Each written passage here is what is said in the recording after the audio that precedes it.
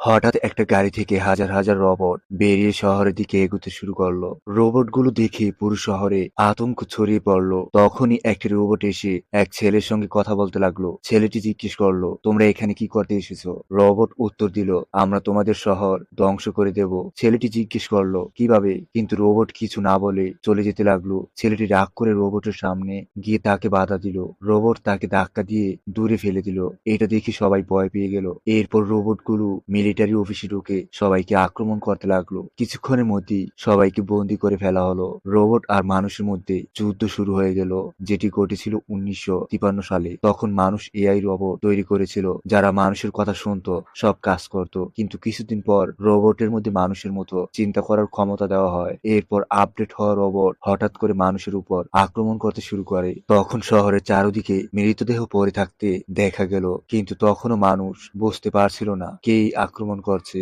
তখনই একটি ল্যাবে এক রোবট একজন বিজ্ঞানীর দিকে বন্দুক তাক করলো। রোবটটি হঠাৎ করে ল্যাবের জানালা দিয়ে লাফ দিয়ে পালিয়ে গেল। পরদিন বিজ্ঞানী ল্যাবে এসে দেখলো হাজার হাজার রোবট সেখানে দাঁড়িয়ে আছে। সে খুঁজতে লাগলো কোন রোবটটি আসলে হামলা চালিয়েছে। হঠাৎ পিছনে একটা শব্দ হলো। বিজ্ঞানী দ্রুত পিছনে তাকিয়ে বলল, শান্তভাবে বেরিয়ে যাও। কিন্তু রোবটটি বিজ্ঞানীকে তুলে ছুঁড়ে ফেলে দিল। সঙ্গে সঙ্গে মিলিটারি ডাকা হলো। সবাই মিলে রোবটটিকে ধরে ফেললো। এরপর রোবটটিকে জিজ্ঞাসাবাদ করা হলো কে এই হামলা চালিয়েছে। রোবটটির চোখের সামনে কিছু ছবি দেখানো হলো এবং এটি স্ক্যান করা শুরু করলো।